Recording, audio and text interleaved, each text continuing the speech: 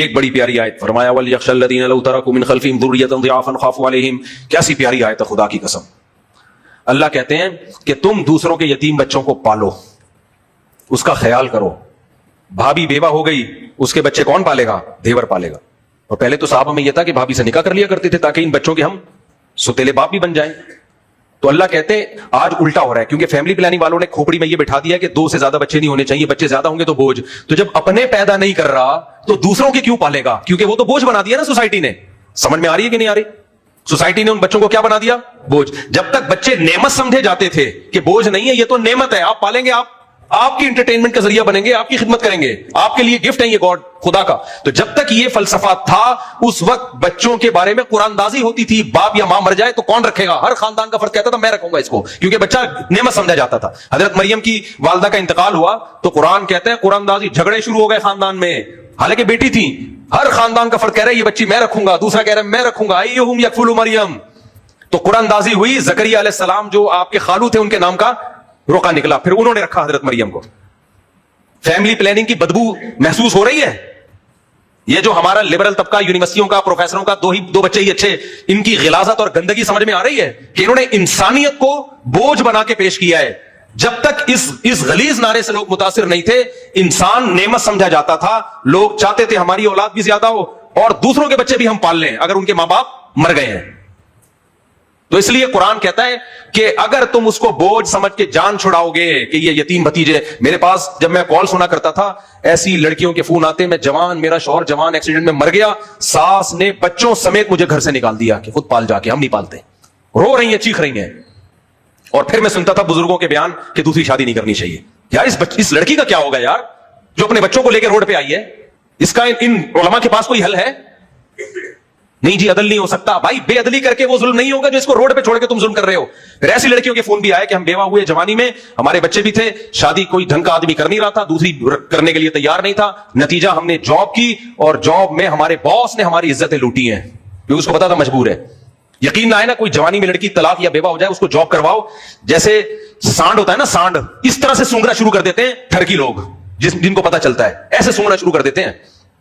یہ ہماری سوسائٹی میں عورت کا کیا ہے حال ہے. اس لیے بھائی پاگل میں نہیں ہوں, پاگل وہ لوگ ہیں جو میرے خلاف بول رہے ہیں. آگے چلتے ہیں. میں پانی نہیں پیوں گا, ذہن میں رکھنا, جو لوگوں نے پانی پیا ہوا ہے. تو اللہ تعالیٰ فرماتے ہیں بہت زبردست آیت ہے. اللہ کہتے ہیں تم اپنے بھائیوں کے, بہنوں کے بچوں کو پال لو. کیوں؟ وَلْيَخْشَ الَّذِينَ لَوْ تَرَكُوا مِنْ خَلْفِهِمْ ذُرِّيَّةً ضِعَافًا. دیکھو تمہاری بھی کمزور اولاد ہے, تم ان کے بارے میں سوچو. اگر تم مر گئے اور تم نے یہ کمزور اولاد چھوڑی تو تم کیا چاہتے ہو تمہارے رشتہ دار ان کے ساتھ کیا سلوک کریں؟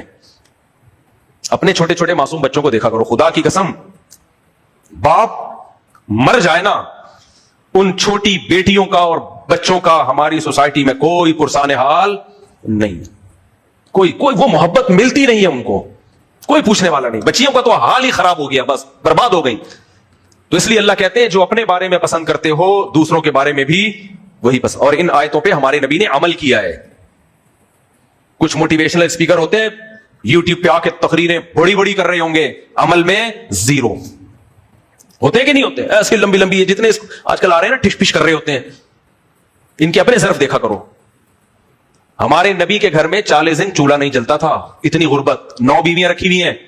ام سلمہ رضی اللہ عنہا بیوہ ہو گئی, ان سے نکاح کر رہی ہیں. تو ام سلمہ نے فرمایا یا رسول اللہ آپ مجھ سے نکاح کریں گے, پہلی بات تو میری عمر زیادہ ہے, دوسرا میرے تو یتیم بچے ہیں. تو آپ نے فرمایا تمہاری عمر اگر زیادہ ہے تو میری تم سے بھی زیادہ ہے, کوئی بات نہیں ہے, اور یتیم بچے لے آؤ ہوگی.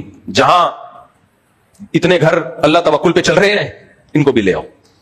تو ہمارے نبی نے پالا ہے یتیم بچوں کو. ایک پالنا عیدی سینٹر میں ہوتا ہے, جا کے بکرا دے کے آ جاؤ. ایک پالنا عزت کے ساتھ ہوتا ہے, گھر میں رکھ کر. کیونکہ آپ جب کسی عورت کو بیوی بنا لیتے ہیں تو پھر اس کے بچوں کو یتیم بچوں کی طرح نہیں پال سکتے, اپنا بچہ بنا کے پالنا پڑتا ہے اس کو. سمجھ میں نہیں آ رہی میرا خیال ہے؟ تو یہ ہمارے نبی کا ظرف ہے. اور عبد الرحمن ابن ابی سلمہ وہ نبی کے بیٹے تھے, یعنی ستیلے بیٹے تھے. وہ حدیث سناتے ہیں کہ میں نبی کی گود میں تھا اور نبی مجھے کھانے کے آداب سکھا رہے تھے. کل مما یلیک، اپنے سامنے سے کھایا کرو. محدثین نے یہ حدیث کھانے کے آداب میں بیان کی ہے.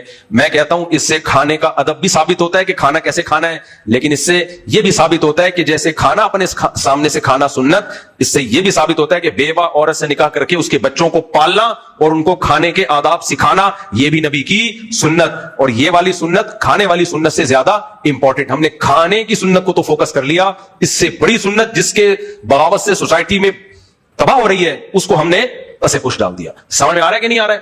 نہیں آئے گا تو کوئی بات نہیں، پانی پی لو.